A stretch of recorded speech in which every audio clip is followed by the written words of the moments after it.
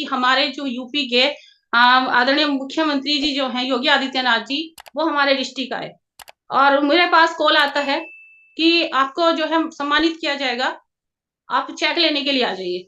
हाँ, मेरा दिमाग घूम गया कि चेक मुझे किस चीज का चेक मिल रहा है। मोनिका चौहान, बिजनौर यूपी से स्वागत करती हूँ आप सबका इस खूबसूरत से 2 PM जेआरसीएम में।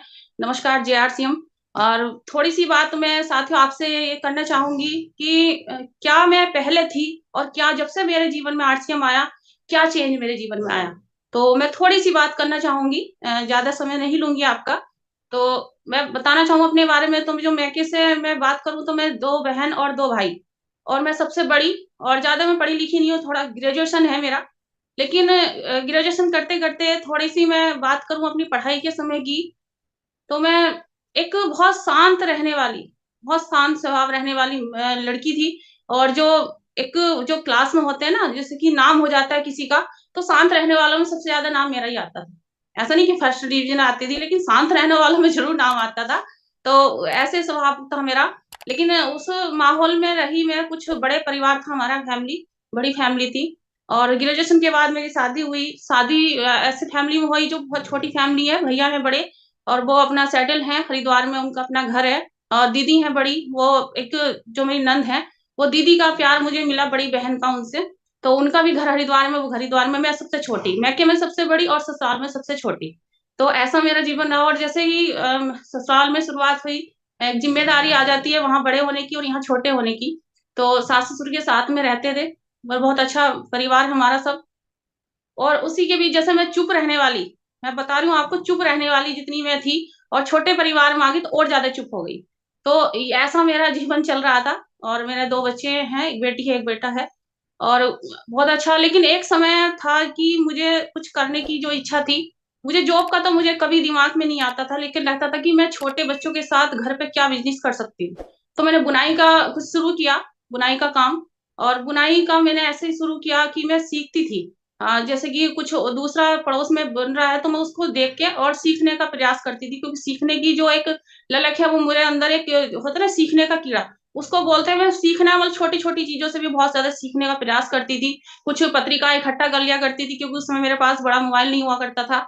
तो मैं उस चीज़ से सीख लेती थी। और जो मेरी दीदी हैं, सीमा नाम उनका है, तो मैं उनसे फ़ोन पे ही सीख लिया करती थी। जो पहले कीपैड वाला फ़ोन आता है, मैं उसपे फ़ोन पे ही बात करती थी, और कैसे इसको धागे को इधर-उधर करना है, मैं उससे बहुत कुछ सीखा उनसे। तो मैं ऐसे करके सिलाई की, और मैं सिलाई में इतनी निपुण हो गई, मतलब पहले तो मुझे बुनना नहीं आता था, लेकिन बुनना जब मैंने इतना सीखा तो मैं कई-कई हज़ार की बुनाई तक कर देती थी। और छोटे बच्चों के साथ, जो लगता है कि छोटे बच्चों के साथ हम काम नहीं कर पाते, लेकिन मैंने छोटे बच्चों के साथ कई-कई हज़ार की मैं महीने की बुनाई कर लेती थी। और सर्दियों में मैंने बुनाई इतनी की, उससे मेरे धीरे-धीरे बॉडी में प्रॉब्लम भी होने लगी, क्योंकि दोनों छोटे बच्चे थे। और उसी के साथ लेकिन दिमाग में ये था कि करना है, कुछ काम करना है। तो मुझे मौका मिला, मेरे हस्बैंड ने एक बार बोला, मेरे हस्बैंड का नाम मिस्टर राजीव चौहान है, और वो मुझे बहुत सपोर्ट करते हैं। और तो उन्होंने मुझसे कहा कि कुछ करना चाहोगी? मैंने बोला क्या? बोले ट्रेनिंग होनी है ब्यूटी पार्लर की, सीखना चाहो तो बताओ, टाइम हो तो। मैंने कहा पहले तो मैंने मना किया, लेकिन मैंने सोचा कि अगर टाइम क्या है? टाइम 9 बजे से 4 बजे तक सीखने का। तो मैंने सोचा घर से जाऊँगी निकल के, फिर टाइम कैसे मैनेज होगा? बोले हो जाएगा, कर लोगी। तो दिमाग में या कर लूँगी, तो ये बोल रहे हैं तो हो जाएगा। तो मैनेज किया, टाइम को मैनेज किया, छोटे बच्चे थे। और नर्सरी में उसका एडमिशन था, तो ऐसा लगता था कि बच्चे इतने आएँगे, इतने मैं भी आ जाऊँगी। तो मम्मी सँभाल लेती थी, तो मैंने 1 महीने की वो लगभग गवर्नमेंट सिस्टम से वो ट्रेनिंग कंप्लीट की। और उसके बाद मैंने ब्यूटीशियन का अपना काम किया, कॉस्मेटिक का काम शुरू किया। लेकिन बुनाई का भी किया, सिलाई का भी किया, और कॉस्मेटिक का और पार्लर का भी किया। तो लगातार ये सब इतना व्यस्त हो गई मैं इन सब में, धीरे-धीरे जो इनकम तो बढ़ रही थी, लेकिन जो शरीर की जो बीमारियाँ थी वो भी बढ़ रही थी। इनकम के साथ-साथ मेरी शरीर की बीमारियाँ भी बढ़ रही थी, क्योंकि मेरा बीपी बहुत ज़्यादा लो रहता था, और वो धीरे-धीरे करके और ज़्यादा परेशानी मुझे बढ़ने लगी। और मेरे राइट साइड में, जो मैं बता रही हूँ, बुनने की वज़ह से सर्दियों में मैं रात में जब आँख खुल जाती, जब भी बुनने लगती थी, तो जागने की वज़ह से, ठंड की वज़ह से जो भी हुआ, लेकिन धीरे-धीरे करके मेरा राइट हैंड सुन्न पड़ जाता था। जैसे मतलब सुबह को ना वो दबा के, बहुत ज़्यादा यूरिक एसिड भी मेरी बॉडी का बढ़ चुका था, बीपी लो हो जाता था, किडनी की प्रॉब्लम मुझे थी, और बहुत ज़्यादा प्रॉब्लम होने लगी, कमर के दर्द की समस्या बढ़ गई। और जैसे कि पार्लर में व्यस्तता होने के कारण और आप जो ब्यूटिशियन से रिलेटिव हैं, वो सभी बहनें जानती होंगी कि हर तरीके का हमारे पास कस्टमर आता है। किसी को पिंपल्स की समस्या ज़्यादा हो जाती है, किसी को झाइयों की, तो इस तरीके के आते हैं। तो मतलब हाइजीन का ध्यान रखना अपने प्रति मैं बहुत ज़्यादा लापरवाही करने लगी, तो जिसकी वज़ह से मेरी स्किन पर भी बहुत ज़्यादा एलर्जी हुई। क्योंकि मैं हाथ ना धो पाई, चाहे चेहरे पे लगा जैसे भी हुआ, तो बहुत सारी समस्या मेरे साथ हो जाती थी। तो उसका भी मैंने बहुत ज़्यादा ट्रीटमेंट किया। तो दिमाग में आता था कि जितना मैं कमा रही हूँ, उतना मैं अपने ऊपर लगा भी रही हूँ। क्योंकि मैं दवाइयाँ बहुत ज़्यादा खाने लगी थी, पेन किलर खा लेती थी चुपचाप। मेरे हस्बैंड बहुत मना करते हैं कि पेन किलर नहीं खाना, लेकिन मैं चोरी से खा लेती थी, अपने पास रखती थी और पास में ही डॉक्टर है, उनसे लेके आती थी। तो मैंने दवाइयाँ भी बहुत खाई, लेकिन हुआ क्या जब फर्स्ट टाइम कोरोना आया, बहुत अच्छा मेरा काम चल रहा था, तो हमने बहुत एन्जॉय किया। मेरे हस्बैंड का अपना प्रॉपर्टी का काम है, खेती बहुत अच्छी है, वो राजनीति में भी बड़े अच्छे लेवल पे रहे। उनको रा बाहर का काम था, मैं घर में अपना व्यस्त थी। लेकिन जब सेकंड टाइम कोरोना आया तो हम दोनों को कोरोना हुआ और उस कोरोना में मेरे हस्बैंड काफ़ी बीमार हुए, वो मैं याद नहीं करना चाहूँगी। तो उस समय हमें लगा कि कुछ काम करना है, तो जो हमारे आदरणीय गुरुदेव हैं पुष्कर मेहरा सर, वो उन्होंने हमें आरसीएम बिज़नेस के बारे में बताया, लेकिन हमने ध्यान नहीं दिया। और सर का फ़ोन भी आता था, तो मेरे हस्बैंड फ़ोन नहीं उठाते, बहाने ले दिया करते थे। तो ऐसा लगता है कि जब आरसीएम बिज़नेस हमारे जीवन में आता है, तो हमें समझ में नहीं आता, लेकिन समय जो है वो समझा देता है। एक समय ऐसा आता है कि हम सब समझ जाते हैं जो हम नहीं समझ पा रहे थे। और जो कोरोना आया, जब कोरोना हुआ उसी समय मेरे हस्बैंड पे जो फ़ोन था, मैं उसमें कुछ देख रही थी और एक कोच बीएसआर है, मैं उनका जो है एक लिंक आया, तो मैंने उसको रजिस्ट्रेशन किया। मुझे वो अच्छा लगा, कुछ सुनने लायक लगा। मैंने उनको सुना और रजिस्ट्रेशन तो कर दिया। लेकिन जब उनका जो सेशन था वो शुरू हुआ, तो उसमें एक चीज़ समझ में आई। हम अपने काम तो कर ही रहे हैं।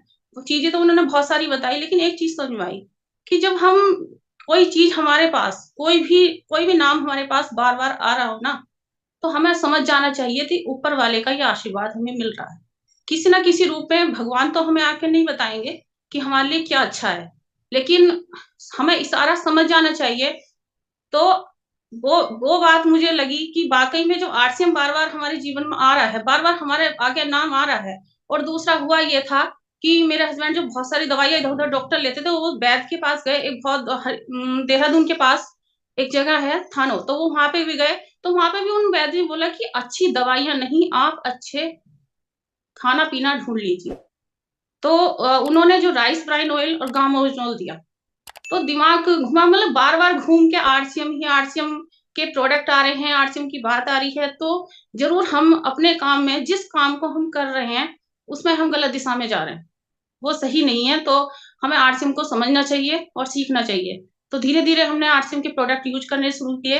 कुछ दूरी पे पीयूसी था, तो सर के माध्यम से फिर बात हुई और हम अपने प्रोडक्ट लेके आए, न्यूट्रिशन लेके आए और कुछ दिनों बाद बहुत जल्दी से मेरे हस्बैंड रिकवर हुए और मैंने न्यूट्रीचार्ट वो मैं लेना शुरू किया। बहुत सारी समस्याओं से मैं भी सही हुई। लेकिन वो होता है ना कि हम परिवार का ध्यान पहले रखते हैं, तो मैंने सोचा पहले आप ही खा लो न्यूट्रिशन, मैं बाद में ही देखती हूँ कि मैं बाद में ठीक आप ठीक हो जाओगे तो मैं भी ठीक हो जाऊँगी। क्योंकि शुरू में हमें इतना सारी चीज़ों पे विश्वास नहीं होता। तो ऐसे ही हमारे जीवन में ये आरसीएम आया और आज हम लगातार जो लगभग 2 साल हो चुके हैं, लगातार एक्टिवली काम कर रहे हैं और आज हमारे जीवन में बहुत सारी चीज़ें क्या बदलाव हुई। एक मेरा सबसे पहले स्वास्थ्य ठीक हुआ, दूसरा जो मेरी पहचान खो चुकी थी, मेरे नाम से कोई मुझे नहीं जानता था, केवल पार्लर वाली के नाम से मुझे जानते थे, मेरा नाम तो भूल ही चुके थे सब लोग, वो आज मेरे नाम से जानते हैं और पैसा भी घर में आ रहा है।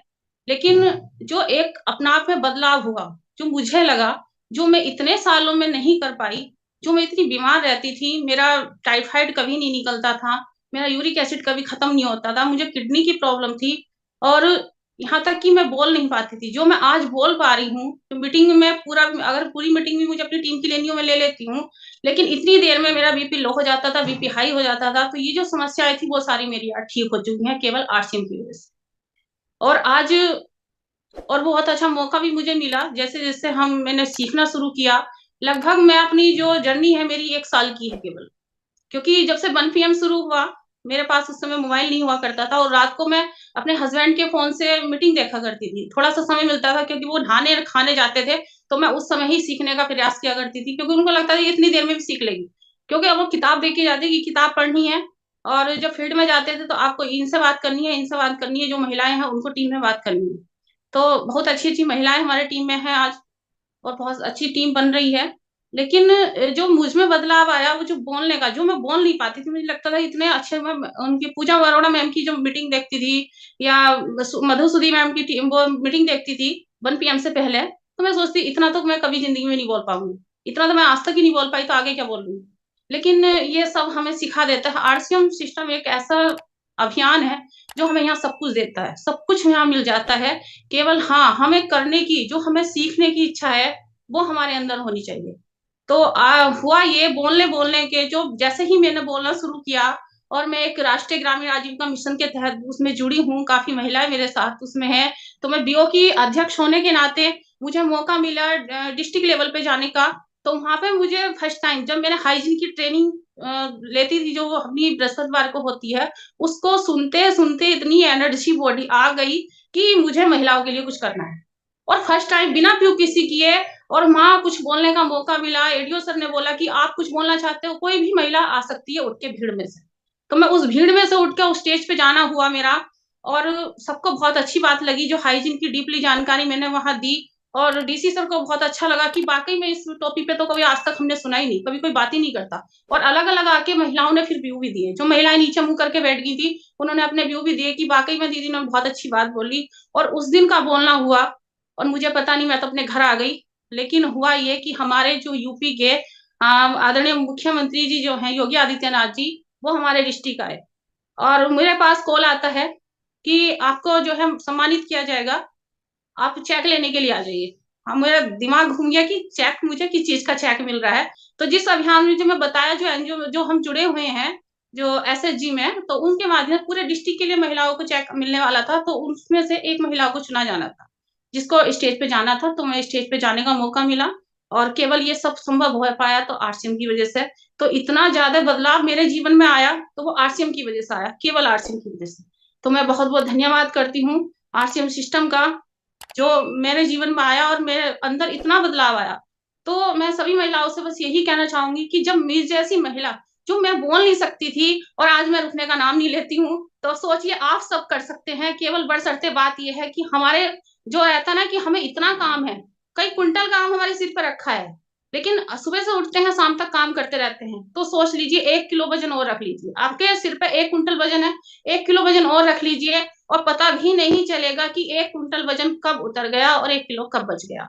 तो ये ताकत है आरसीएम सिस्टम की और मैं धन्यवाद दूँगी फिर से पुष्कर मेहरा सर का, जिन्होंने आरसीएम को हमारे जीवन में लाया और हमें पग-पग सिखाते हैं और हमारा मार्गदर्शन करते हैं।